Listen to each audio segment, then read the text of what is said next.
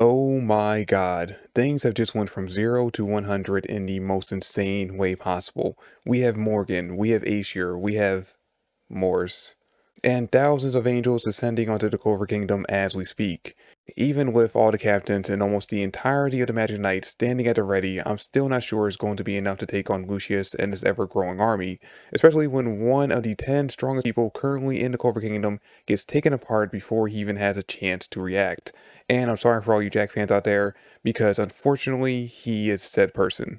You see, while waiting for things to pop off, Jack has the unique pleasure of being the one that Lucius decides to grace with his presence first, and it's not only Lucius, but the newly revived Morgan as well, who Jack mistakenly at first believes is Nock. Now, he does quickly realize that it's not him, unfortunately not fast enough to keep Morgan from punching a hole in the stomach and cutting off one of his arms. So yeah, that's one captain down already, and while sure, it's become increasingly clear that Jack, while his slashing magic is incredibly unique and powerful, he himself is sitting on the lower half of the tier list for the captains.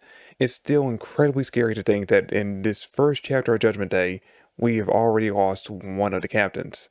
I mean, don't get me wrong, I definitely don't think that Jack is down for the count, but it's probably going to be a few chapters before he's able to get back up and get ready to fight. Now, lucky for him, Charlotte, Yami, William, and Yuno are all right there as well.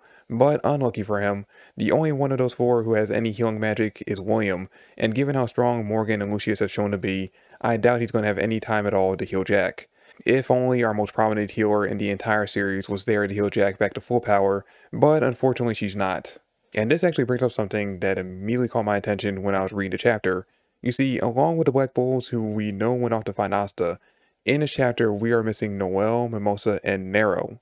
And Leo too, but let's be honest, it's not really all that uncommon for Leo to be left out in situations like this. In fact, it really does seem like the meme that Tabata might have forgotten he exists is actually kind of true.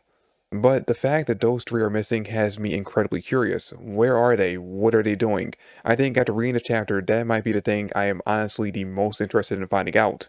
Now getting the characters who do show up in this chapter, we actually see Fragile for the first time since I believe chapter 153. She doesn't do anything in this chapter, but it is always nice to see her when she shows up. I feel like Tabata, despite how popular of a character she is, and surprisingly she actually is a fan favorite character, he really does not show her enough in the series, and considering she's the most prominent snow user we have in the entirety of Black Clover, I do feel like she should show up more than she actually does. We also see the important characters from both the Heart Kingdom and the Spade Kingdom who we see are standing at the ready in case Lucius decides to attack them as well, which more than likely he probably will once he's done with the Clover Kingdom.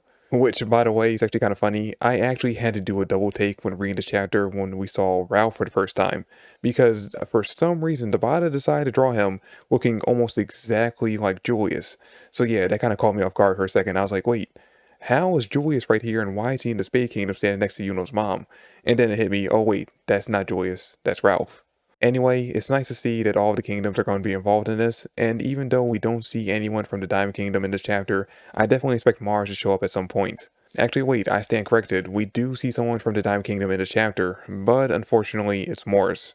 And I just gotta be honest at this point, I am not a big fan of this character. I know a lot of fans really love him as a villain, and I'm hoping that he actually ends up doing something in this arc that actually makes him be worth the fan outcry that he gets, but me personally, I can kinda do without him. But hey, on a more positive note, we see that Aesir Silva is one of the characters revived by Lucius, and she is going to be facing off against Nozel, Solid, and Nibra, with most likely Noelle joining that fight once she returns from wherever she is. She'll more than likely have a brand new power-up that can rival Yuno, Asta, and also Yami. Well, mostly Yuno and Asta, but I had to throw Yami in there as well to organically move on to the next topic, and that is that before everything pops off, Charlotte and Yami actually have a talk, and Yami tells Charlotte that he wants to talk with her after everything is over, basically asking her out on a date. And obviously, this is in regards to him finally realizing that she's in love with him. So yeah, we have that conversation to look forward to once this whole thing is over. You know, that is, of course, assuming that both characters end up surviving all this. And given that thousands of angels have already ascended onto the Clover Kingdom, Jack has already been taken down, 3 key characters are missing, and Asta has yet to return from the Land of Sun, the odds of anyone surviving this are decreasing by the second. Judgment Day has officially began, and despite all the preparation that went into it, it's safe to say that none of us were ready for it just yet.